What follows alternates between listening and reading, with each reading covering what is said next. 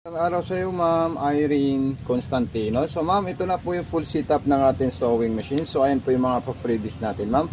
Panoorin niyo po, Ma'am, itong full video tutorial natin, Ma'am, kasi kailangan niyo po malaman kung paano po, Ma'am. Okay, so unang-una po, Ma'am, ito po yung freebies natin transformer at dito po yung outlet natin, Ma'am. Sasaksak natin, Ma'am, yung transformer muna, Ma'am. Then pagkatapos naman po, itong foot pedal natin, Ma'am, ating isasaksak sa gilid. Dito po siya, ma'am. Ito, kita nyo po dito, ma'am. So, dyan po natin isasaksak itong foot control natin, ma'am. Ayan po siya. Okay? So, isasagad nyo po siya, ma'am. Matigas po siya kasi bago pa po yung foot pedal natin, ma'am. Kumbaga, hindi pa po siya loose. Okay, so ayan. Pagkatapos, ayun po yung transformer natin, ma'am. At itong ano natin, isasaksak natin dito, ma'am. Ayan. So, may ilaw na po siya. Then maglalagay po tayo ng ating sinulid sa itaas. Okay? So yun po yung kailangan nyo tandaan. Pag maglalagay po tayo, ma'am, ng sinulid sa itaas po, ma'am, so kailangan po yung pressure foot natin nakataas po siya, ma'am. Okay? So ito po, pwede nyo po tatanggalin para makita nyo po muna kung saan ko po ipapasok yung sinulid. Kasi ito, number lang to, palatandaan para alam natin kung saan po siya nakatapat. Ito na po siya, ma'am, yung sinulid natin, ma'am. Okay, so number 1, ayan po siya. Ayan po siya, ma'am. Number 1 po step natin. Tapos isasabit natin dito, ayan. At saka dito naman po, ayan. Pwede natin itusok siya, ma'am. Ayan. Then number 2, dire-diretso po tayo dito. Sa pagitan po ng tatlo nito, isa, dalawa, tatlo. So dito po tayo, ma'am, ayan. Sa pinaka dulong-dulo po siya, ma'am, ayan. So ibig sabihin, accurate po yung paglagay natin ng sinulid. Nakasabit sa press spring, tsaka dito po siya. May taas natin yung hook. Ito po yung taasan ng hook natin. Ayun. Pagkatapos po niyan, papunta po siya sa kaliwa. Dito, baliktad. Dito po siya, ma'am. Ayan. Ayan po, ma'am Irene. Then, dire-diretso po natin, ma'am, dito sa may taas ng karayong po, ma'am. Okay? So, bago natin ilagay, itong number. So, station number po niya is nasa number 4. Ayan po siya, ma'am. Okay, so panoorin nyo po ito, ma'am. At kung may mga concern po kayo, ma'am, pwede nyo ako i-PM po, ma'am.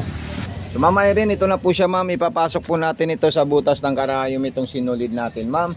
Para makita nyo po kung paano po natin ilalagay yung bobbing natin sa ilalim po, ma'am. Ayan po. Ayan. Ganyan lang po siya, ma'am. Ipapasok po siya sa butas ng karayom po, ma'am. Para matanggal natin yung bobbing natin. Kung paano po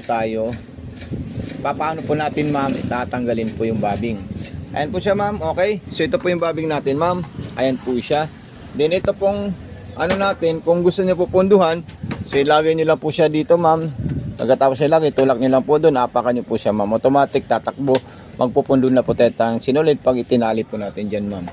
Okay po, ma'am. Siya, matutungan na.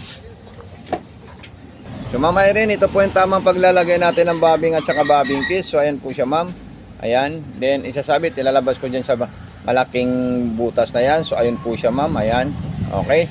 Then isasalpak natin dito at tutunog po siya, ma'am. Ayan. Yan, hindi pa po yan tama. So ganito po siya, ma'am. Ayan. Then hawakan po natin ito, ma'am, at ikutin natin ito, ma'am. Ayan. Para po makain niya po yung sinulid sa ilalim. Habang iniikot natin, inahatak ko po yung sinulid ng galing sa karayom. Ayan, nagsama silang dalawa. Tapos ilalabas natin at ipapasok natin sa likod. Tataas natin yung pressure pot. Ganyan po siya, ma'am. Okay. Lagyan natin dyan. Tapos lagyan natin ito. Tapos lagyan natin ng tela para masubukan natin yung tahi niya po, ma'am. So ito po yung tela natin, ma'am. Ayan. So iurong natin para makita nyo po, ma'am, yung pinaka. Okay, so straight line. So distance niya po, number 4 po siya, ma'am. Ayan. Ayan, napaka-solid siya, ma'am. Napaka-smooth. Okay. So ito po siya, ma'am. Then kung gusto naman po magsigsag po, ma'am, ililipat lang po ito, ma'am, sa sigsag na gusto nyo. At kung gusto nyo naman po dikit-dikit, ilagay nito sa maliit na numero po, ma'am. Ayan. So sobrang dikit-dikit po yan. So ayan po siya, ma'am. Grabe, napaka-solid siya, ma'am. Lahat po yan, pwede nyo po yan gamitin, ma'am. At pwede nyo po subukan pagdating sa inyo po, ma'am. Okay, so ito na po siya, ma'am. Check natin kung gaano kasulit at kung gaano kaganda po itong ginawa ng ating sewing machine. So ito po siya, ma'am, yung sa ibabaw at yung sa ilalim. Ito naman po siya. Okay, then sundin natin yung mga iba't ibang klaseng design po niya, ma'am. Katulad po nito. Makikita nyo po siya ma'am, itong ano.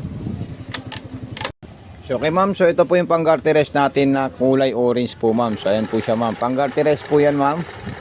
Okay.